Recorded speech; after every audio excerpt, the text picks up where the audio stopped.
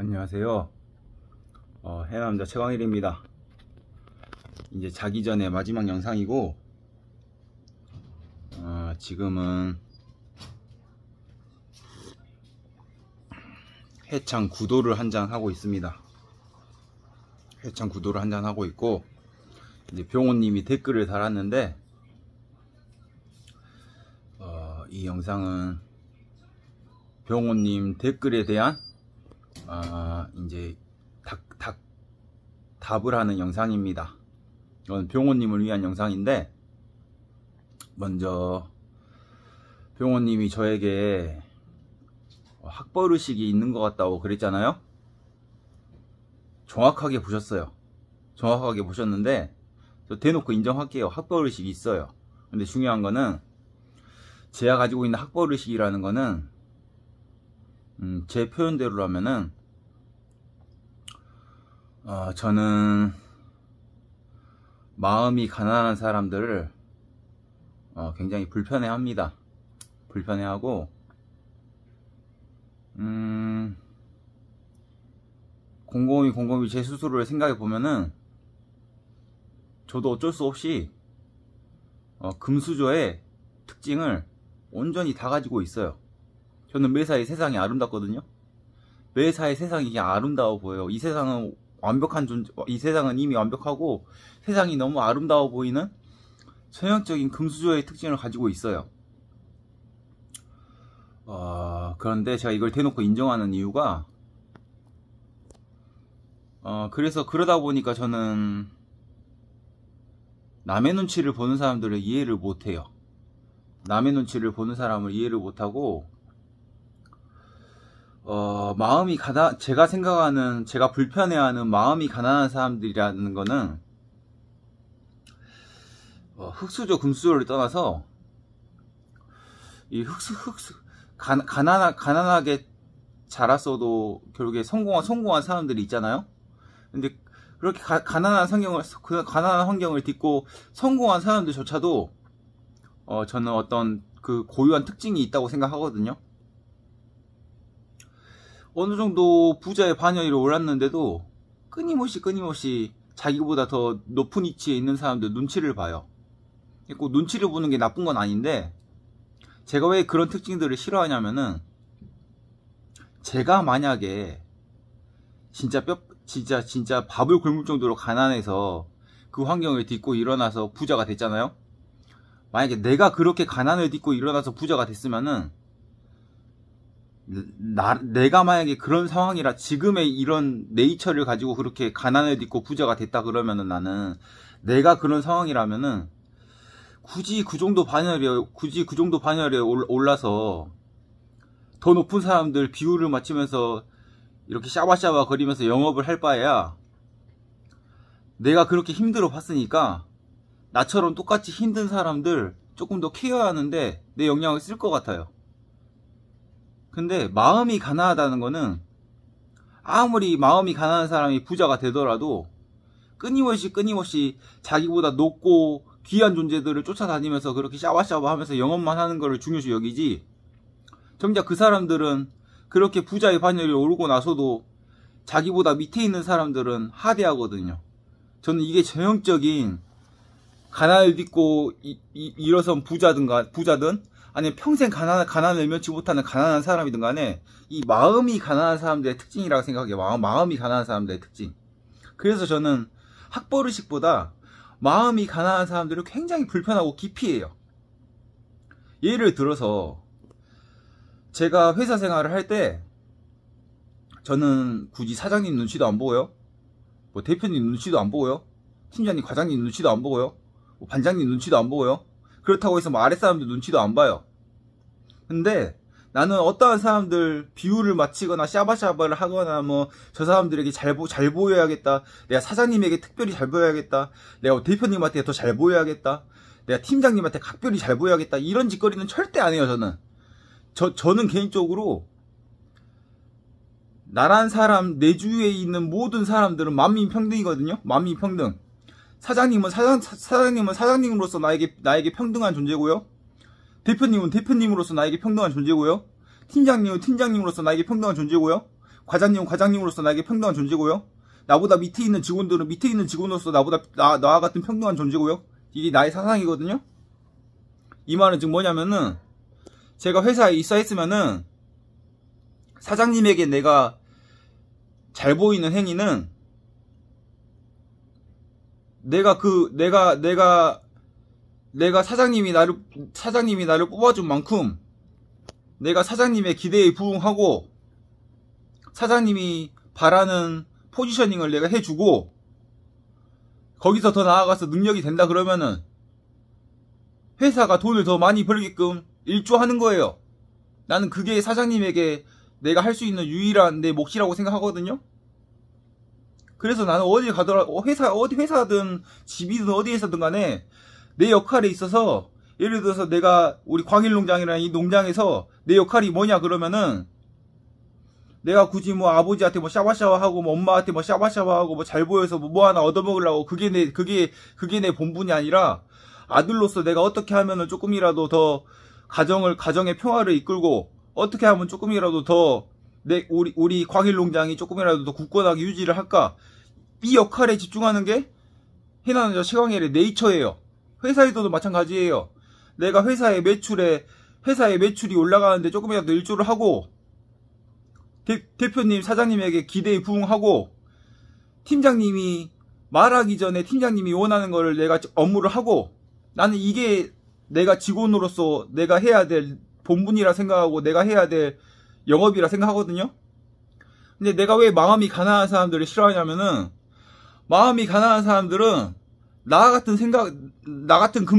금수저들이 하는 생각을 안 해요. 마음이 가난한 사람들의 특징은 어떻게 하면 내가 사장님한테 조금이라도 더 잘 보일까? 어떻게 하면 대표님한테 내가 조금이라도 잘 보일까? 윗사람들한테 잘 보이려고 샤바샤바 하는 것만 생각하지, 정작 본인보다 아래에 있는 사람들에게는 한도 끝 없이 하대하고, 정작 본인의 역할은 제대로 수행을 않고, 사장님이 눈에 보인다 그러면은 막 옆에 가고 샤바샤바 하고, 대표님이 옆에서 지켜보고 있을 때만 막 열심히 일하는 척 하고, 그리고 나서 대표님 사장님 안 계실 때는 밑에 사람한테 그냥 다 시켜먹기만 하면서 그냥 조직 분위기 깨트리고, 이게 전형적인 마음이 가난한 사람들의 특징이거든요. 하다못해 그런 사람들이 자수성가를 해서 회사의 오너가 됐어요. 내가 흑수저들이 자수성가를 해서 회사의 오너가 된 사람들을 보면요, 그 사람들 특징이, 내가 만약에 가난한 환경에서 자라서 이렇게 가난을 딛고 일어나서 부자가 됐잖아요. 내가 아무리 생각해도 지금의 네이처로서 내가 그런 사람이 됐다 그러면은, 나는 굳이 그 위치에 올라가서도 나보다 더 높은 사람들한테 잘 보이려고 막 골프 치러 다니면서 막 샤바샤바 할 그 여력 가지고, 나를 믿고 일해주는 내 조직원들, 내 고객들, 거기 사람들, 고객과 내 조직원들에게 더 하심을 가지고 열심히 이렇게 하심을 가지고 자기가 가난했던 만큼 가난한 사람들을 위해서 더 헌신할 것 같아요. 근데 마음이 가난한 사람들은 어쩔 수 없이 타고난 근성이, 타고난 본성이 가난한 사람이라, 돈이 많든 돈이 적든 간에 마음이 가난한 사람들은 그저 그냥 내가 사장님한테 잘 보여야 밥을 안 굶는다, 내가 대표님한테 잘 보여야 밥줄이 안 끊긴다, 이런 생각으로만 가득 찬 사람들이라 하심이라는 걸 할 줄 몰라요. 하심이라는 걸.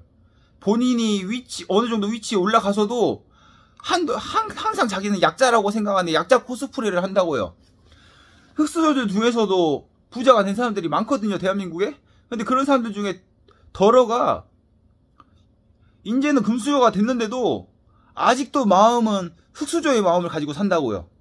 저는 그래서 타고난 본성이 마음이 가난한 사람들을 굉장히 기피해요. 그런 사람들이 내 옆에 있으면은 그냥 불편하고 그냥 내 기분까지 그냥 별로 언짢아져.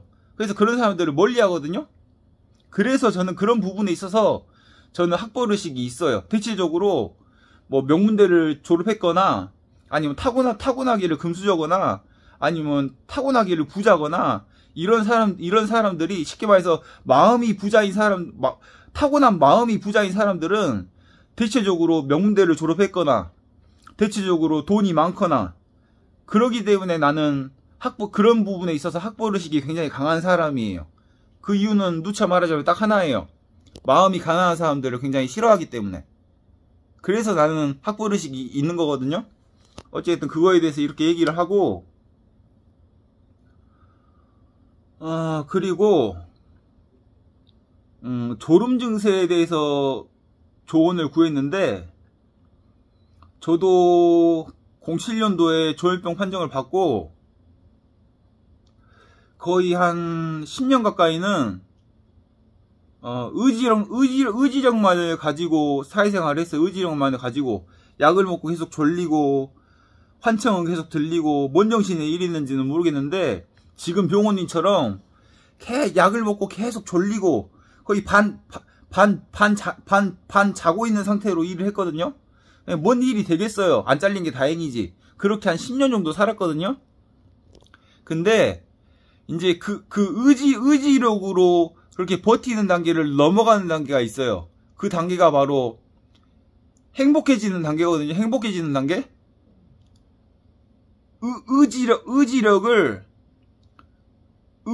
의지력으로 졸음을 이겨내고 버티는 단계에서 한 단계 더 업그레이드가 되면은 이제 그 상황을 즐기게 되다가 어느 순간 하루하루가 행복감이 몰려오는 단계로 넘어가요. 그러면 이 행복감이라는 단계가 오잖아요. 그러면 지금의 현재 저의 짬바가 되거든요. 그래서 지금 그 순간에는 의지력으로 막 졸음을 이겨내고 막 참고 인내하고 막 견뎌내고 이런 상황에서는 그것만도 감사하게 생각해요. 거짓말 하나도 안 하고 저라는 최광현이라는 저를 제외하고 어떤 타인이 조현병에 걸려서 내가 걸어왔던 길을 똑같이 걷는 사람을 병원님을 통해서 난 처음 봤기 때문에 너무 감사해서 영상을 찍는 거예요. 나를 제외한 어떤 타인이 나 같은 병을 가지면서도 그렇게 굳건한 의지를 가지고 극복하려고 하는 과정을 본 게 병원님을 통해서 처음 봤기 때문에 너무 감사해서 내가 답례 영상을 찍는 건데, 이제 그 단계를 넘어가면은 물론 제 영상을 본다고 바로 그게 실현되진 않겠지만 계속 그렇게 버티고 참고 인내하면서 그렇게 사회생활을 하다 보면은 어느 순간 행복감이 몰려오는 단계로 넘어가요. 행복감.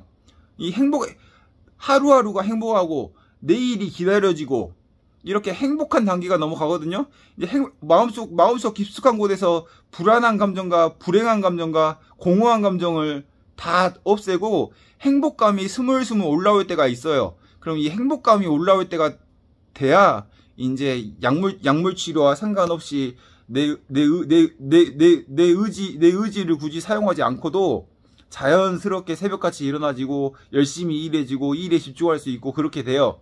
그래서 병원님이 지금 그 과정에 있어요. 저도 한 10년간을 의지만으로 그렇게 계속 버텼거든요. 그러다 보니까 자연스럽게 예를 들어서 뭐 하나님이 계신다 그러면은 어떤 부처님이 계신다 그러면은 하늘에 계신 누군가가 내 스스로의 노력에 감동해서 이렇게 보답을 하듯이 행복감이 스물스물 올라올 때가 있을 거예요. 그때가 되면은 굳이 내가 설명을 안 해도 자연스럽게 새벽같이 일어나지고 일할 때도 충실하게 일해지고 자연스럽게 이렇게 정상인들보다도 훨씬 더 어마어마한 역량을 펼치면서 열정을 펼치면서 그렇게 일할 수 있게 될 거예요.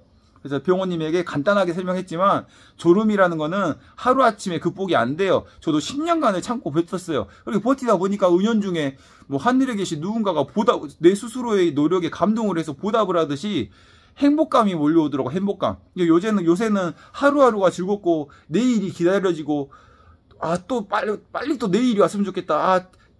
오늘 푹 자고 또 빨리 또 내일이 왔으면 좋겠다. 내일을 기다리면서 살거든요. 행복감이 몰려와서 그때가 되면은 자연스럽게 극복이 돼요. 그래서 지금 그 노력을 좀 뚱딴지 같은 말이지만 그 노력을 끝까지 견지하고 유지하면서 내 스스로의 노력을 하늘에 계신 누군가가 보고 감동을 내 스스로의 노력에 감동을 할 정도로 하나님이든 부처님이든 어떤 위에 계신 누군가가 내 스스로의 노력에 감동을 할 정도로 그렇게 버티다 보면은 자연스럽게 어디에 계신 누군가가 나에게 기운을 주듯이 그렇게 행복감이 몰려오는 단계가 올 겁니다. 그러면은 자연스럽게 극복이 될 거예요. 이렇게밖에 표현을 못 하겠어요. 그래서 이번 영상은 병호님을 위한 영상입니다. 감사합니다. Bye. See you later.